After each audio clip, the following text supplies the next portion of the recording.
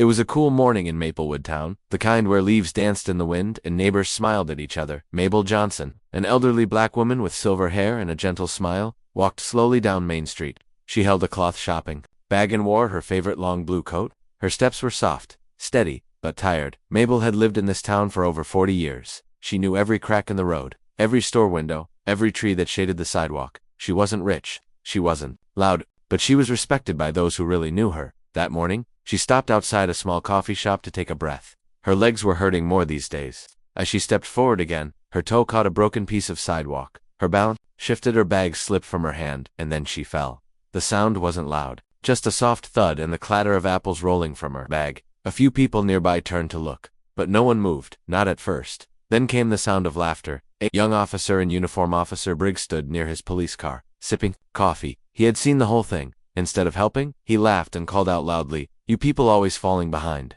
The street went silent. Every head turned. Mabel slowly tried to push herself up with her weak arms. Briggs stepped closer, not to help, but to keep laughing. "Maybe stay home next time, Grandma. Sidewalks are for people who can walk straight." A young woman standing nearby pulled out her phone and started recording. Others followed, but no one stepped forward to help Mabel. She sat there, her hands scraped, her knees aching, and her heart breaking. She looked up at Officer Briggs. Her eyes were full of something deeper than pain, not fear, not hate, just disappointment. After a long pause, Mabel gathered her things. One by one, she placed her apples back into the bag. Some were bruised, but she didn't say a word. With great effort, she stood on her own. Not one person helped. She dusted off her coat, looked at Briggs once more, then said calmly, "Young man, I hope someday you fall, and someone watches." Then she walked away, slowly but proud, leaving behind only silence. That moment would have passed like many others, forgotten, ignored, but the video taken by the young woman began to spread. By lunchtime, it had 5,000 views, by evening, 2 million. The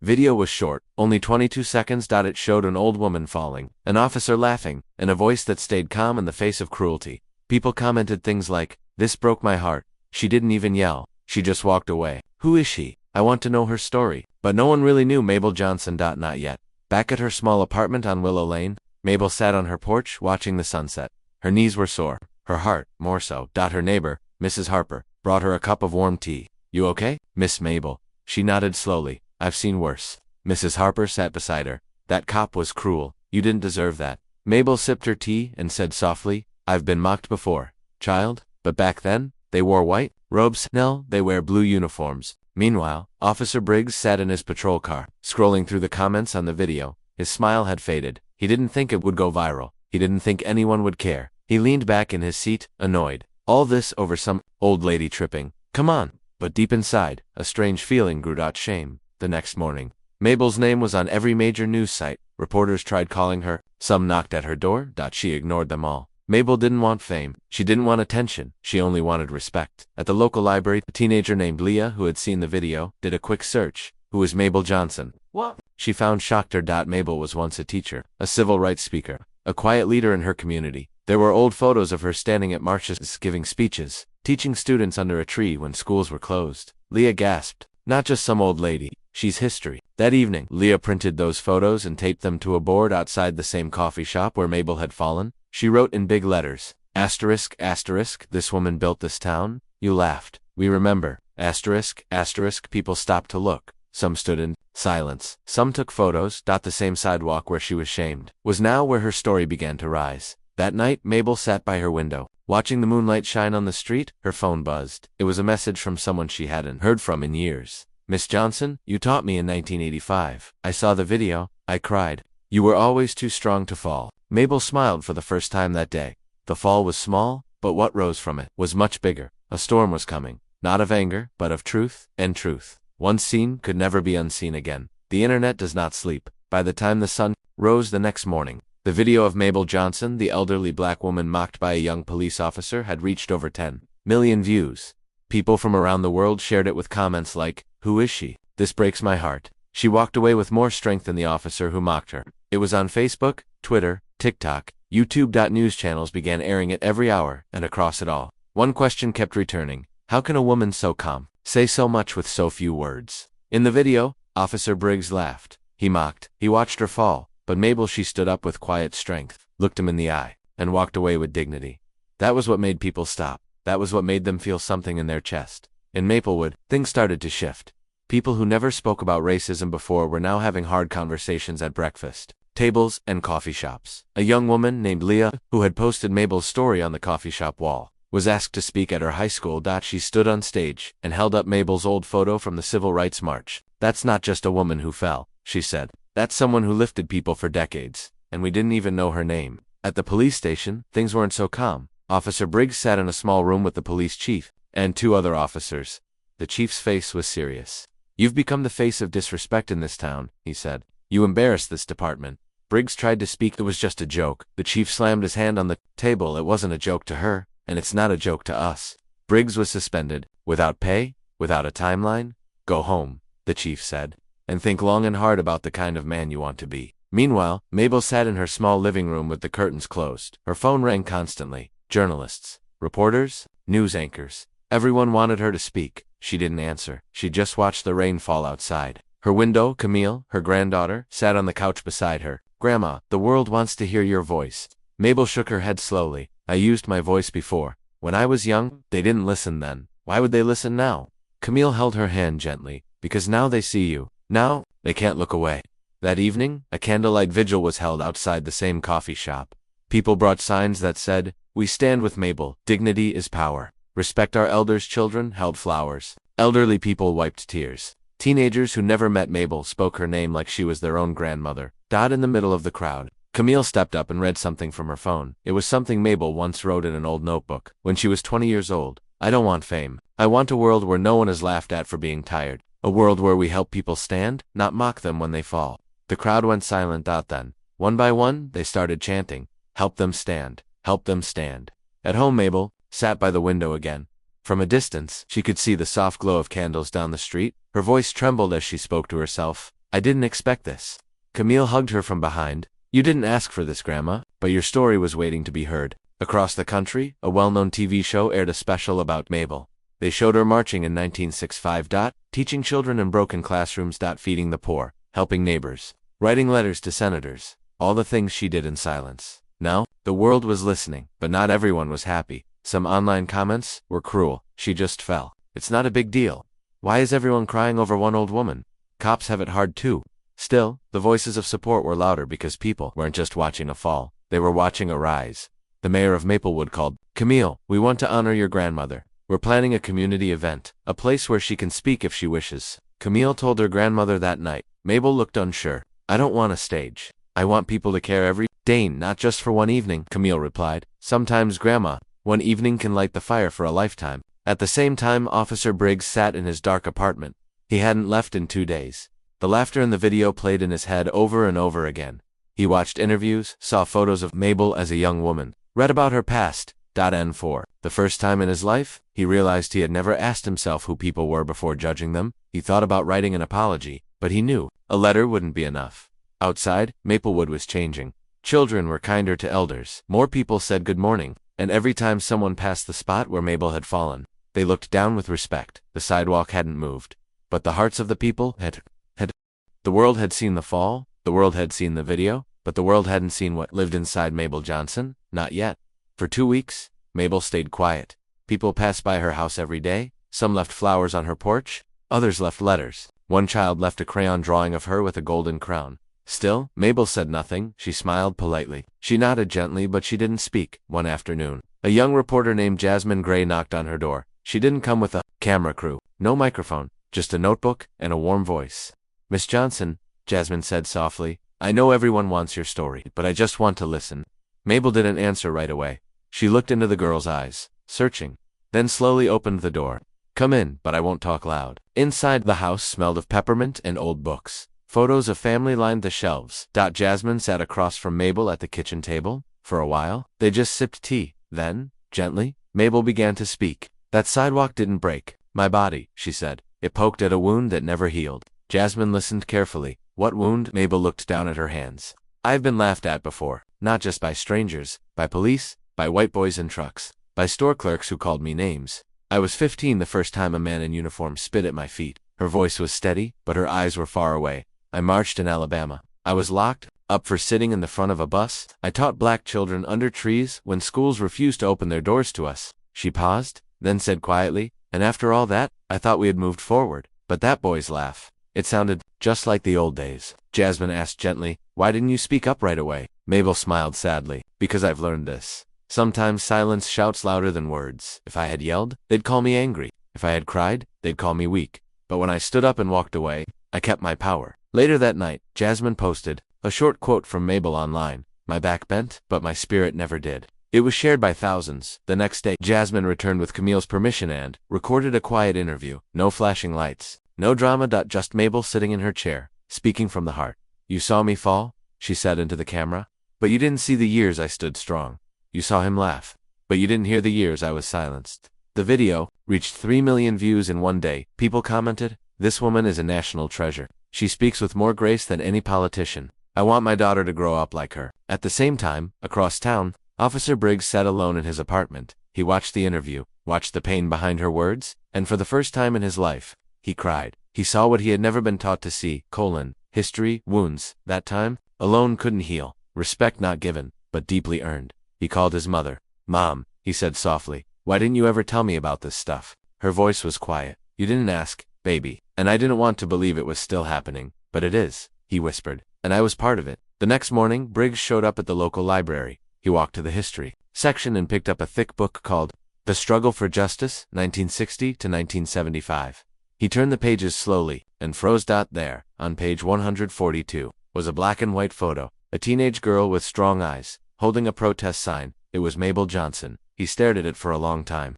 "I mocked a legend," he whispered. Back at Mabel's home, Camille read her some of the comments from the interview video. "People want to hear more. Some are even writing poems about you." Mabel chuckled. "Poems about an old lady who just wants peace and peppermint tea." Camille smiled. "You're not just an old lady, Grandma. You're a mirror. People are seeing themselves in your story." Mabel looked out the window. "Let's hope they don't look away too fast." That night, Jasmine came back with one final question. "Miss Mabel, do you believe people like Officer Briggs can change?" Mabel sat very still. Then she said, "Yes, but only if they feel what they caused, not just what they lost." As the camera faded to black, her last words echoed. "I didn't fall to teach a lesson, but if someone learns from it, then it wasn't in vain." Officer Briggs had never seen the world like this before. He had always worn his uniform with pride: clean shoes, sharp salute, badge shining. He believed in law, in control, and in doing things by the book. But after that video and after hearing Mabel Johnson's voice in that quiet interview, his world no longer felt black and white. It felt gray. For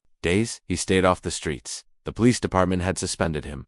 His phone didn't stop ringing, but it wasn't friends calling. It was reporters, critics, strangers shouting at him online, and his fellow officers. Most stayed silent. Some sent cold texts. One simply wrote, "You embarrassed us all." Briggs sat on his couch, holding his badge. He looked at it like it didn't belong to him anymore. "I didn't mean to hurt her," he whispered. "I didn't even know who she was." But deep down, a harder truth hit him. I didn't care who she was, and that truth stung more than anything else. He thought about deleting all the comments, turning off the TV, running away from it all. But something inside told him to stay, to face it, to finally listen. One evening, he drove to the edge of town to visit his mother. She was waiting on the porch, arms crossed, eyes heavy. "Sit down," she said before he could even say hello.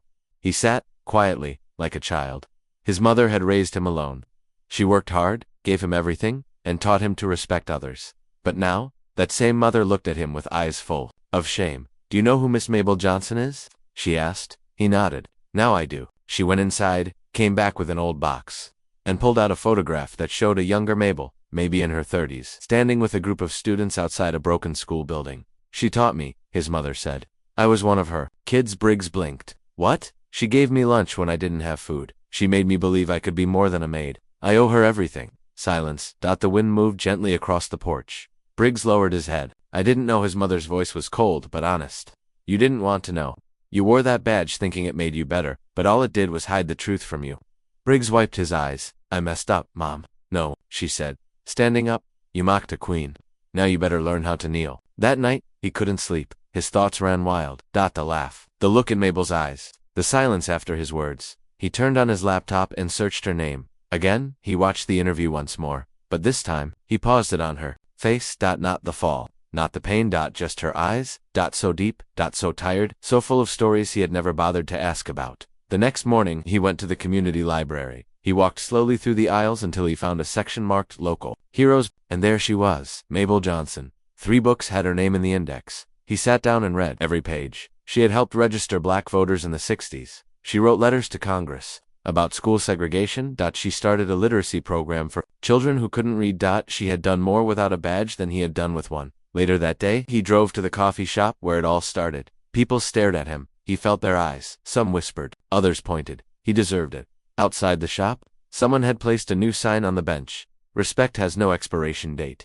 Briggs sat on that bench. Quietly, no phone, no sunglasses, no excuse. A young boy came up to him, maybe 10 years old. "Are you the cop from the video?" he asked. Briggs nodded slowly. "Yes." The boy looked at him for a long time, then said, "My grandma cried when she watched it. She said Miss Mabel's been through that her whole life." Briggs nodded. "Again, I know. I'm sorry, kid." The boy didn't say anything else. He just walked away, but his words stayed that night. Briggs wrote a letter, not a short one, a long, handwritten apology to Mabel Johnson. He wrote about his pride, his blindness, his failure, and how her silence had been louder than his badge. He didn't send it yet. He wasn't sure she would want it. Meanwhile, in her cozy home, Mabel watched the evening news. They showed a picture of Briggs sitting at the coffee shop, alone, quiet. Her granddaughter, Camille, asked, "What do you think, Grandma?" Mabel didn't answer right away. Then she said, "Looks like pride is finally learning how to listen." The officer who once laughed at her pain was starting to feel his own, and sometimes pain is the only teacher proud men understand.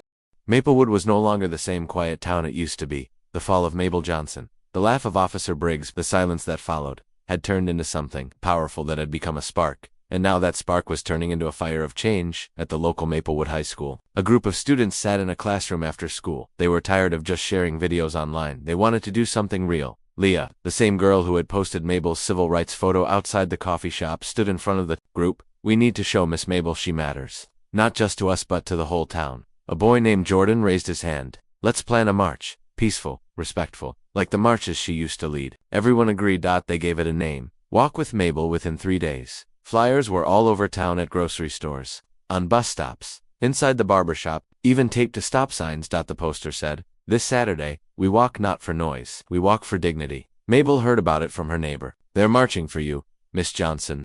Mabel smiled softly, but shook her head. "They don't need to march for me. I've walked enough roads in my life." But deep inside, her heart was moved, because in all her years she had never seen the next generation take a stand for her. Not like this. Saturday morning came. The sky was clear. The sun was warm, and by 10 a.m. over 300 people had gathered at the town park. Children held handmade signs. "Respect the elders, Mabel matters, silence is loud." Some people wore shirts with Mabel's face on them. Elders held hands, teenagers held megaphones. And in the middle of it all stood Camille, proud and nervous. A woman with gray hair stepped onto a small platform. It was Mrs. Harper, Mabel's old friend. "We are not marching for attention," she said into the mic. "We are marching because we were taught better by people like Mabel, and we must now teach others the same." The crowd clapped. Then, slowly, they began to walk, not shouting, not angry, just walking. In silence, down the streets of Maplewood. They went past the bakery, the post office, and the school, and finally they reached the place where it all started, the sidewalk outside the coffee shop there. A new bench had been placed just one day earlier. On the side was a small plaque that read, "This space is dedicated to those who rise with dignity, no matter how hard the fall." Suddenly, a quiet buzz ran through the crowd. A small car pulled up near the march. Camille opened the door and helped Mabel step out. She was dressed in a soft lavender dress, with her hair tied neatly and her cane in hand. As she stepped onto the sidewalk, the crowd slowly clapped. Some clapped softly, others wiped tears. She looked around at all the faces, black, white, young, old, and then she spoke. "I didn't ask for this," she began softly, "but I'm grateful, because when I fell, I thought no one cared.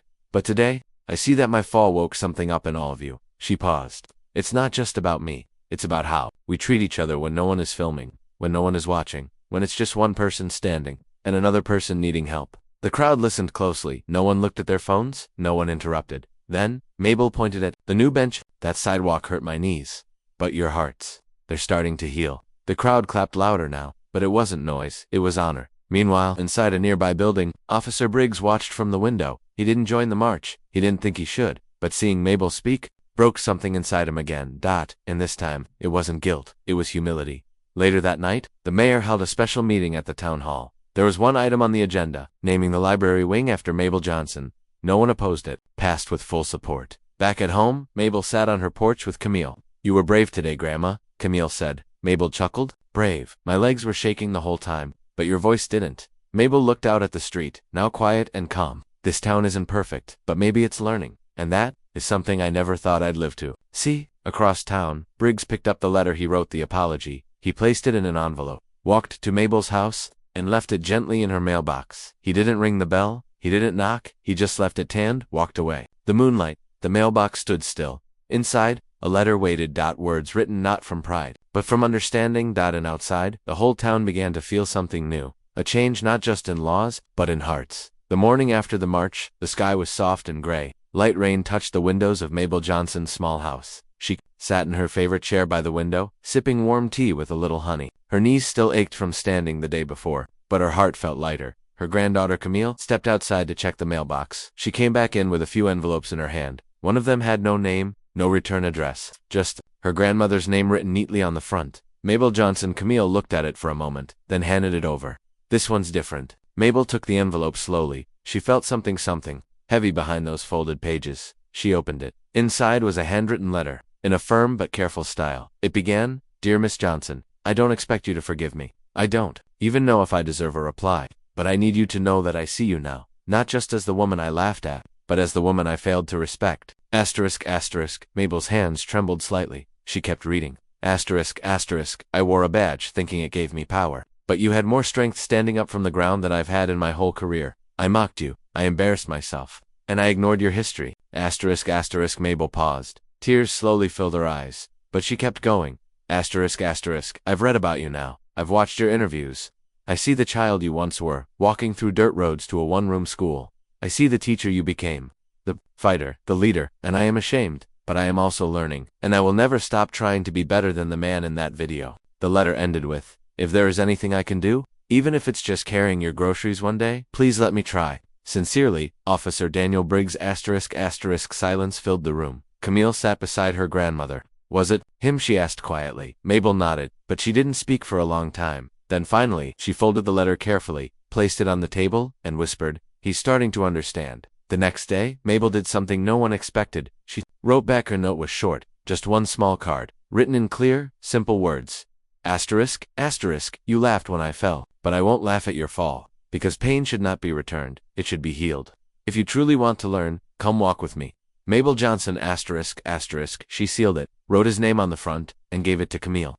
"Please take it to the station," she said. Camille raised an eyebrow. "You're sure, Grandma?" Mabel smiled softly. "Yes, he needs to hear something besides silence now."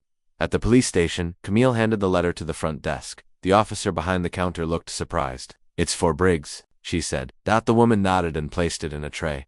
Later that afternoon, Officer Briggs was called into the chief's office. He saw the letter sitting on the table. "It's from her," the chief said. "Mabel Johnson." Briggs picked it up slowly, hands sweating. He opened it, and as he read the words, his eyes filled with tears. That evening he walked to Willow Lane. He wore plain clothes, no badge, number, uniform. He didn't want to be a cop today, he just wanted to be a man, who was trying to make things right. He knocked gently. Camille opened the door. She looked at him without speaking. Then, after a moment, she nodded and stepped aside. Mabel was sitting on the porch. She looked up at him. Briggs took a step forward. "Miss Johnson," he began. She raised her hand kindly. "Come sit," she said. He did. They sat side by side in silence. No police car, no reporters, no video, just two people, one who had hurt, one who had been hurt. Briggs finally spoke. "I don't have the right words." Mabel nodded slowly. "Sometimes, the best thing is to listen." He looked at her. "I will, for as long as it takes." Mabel turned her eyes to the trees across the street. "Then let's start right here, with the truth." They sat there for over an hour. Briggs listened to stories from Mabel's past, some hard, some beautiful. She told him about her first protest, her first classroom, and the first time she was called less than by a man in power. "I never wanted revenge," she said softly. "I just wanted someone to finally see me." Briggs nodded. "I see you now." She looked at him, eyes filled with years of wisdom. "Then do something with that sight. Use it to help someone else." He promised he would. And for the first time since the fall, Mabel believed him. That night, Camille posted a photo on social media. It showed her grandmother sitting on the porch. Next to her was the same officer who once mocked her. No words, just the image. And the caption, "Healing begins when pride sits down and listens." The photo went viral, not because it was loud, but because it was quiet, real, human. People began sharing their own stories of forgiveness, of mistakes, of change. The town of Maplewood had changed. Not because of new laws, not because of viral videos, but because of something deeper. Hearts had opened, and now, it was time for Officer Daniel Briggs to face the town not as a man in uniform, but as a man who finally understood what it meant to truly see another human being. It was Saturday. Afternoon, the community center was full. Every chair was taken. Some people stood in the back. Others leaned against the walls. Elders, children, teenagers, parents, and in the front row sat Mabel Johnson, quiet and calm. She wore a dark blue scarf and held her cane gently in her hands. Beside her sat Camille, watching closely. At the front of the room stood a wooden podium. Behind it was a microphone, and soon, Officer Briggs walked up. No uniform, no badge, just a simple white shirt, rolled up sleeves, and tired eyes. He looked out at the crowd, took a deep breath, and began. My name is Daniel Briggs. Many of you know me as the officer in that video, the one who laughed, the one who mocked a woman, who deserved my respect. The room was silent, not because people were angry, but because they were listening. When I saw Miss Johnson fall, I didn't see a hero, I didn't see an elder. I just saw a moment I thought was funny. And for that I am deeply ashamed. He paused, voice shaking. But then I learned who she really is. I read about her life, her marches, her classroom, her courage. He looked directly at Mabel and I realized I didn't just disrespect a woman, I disrespected history.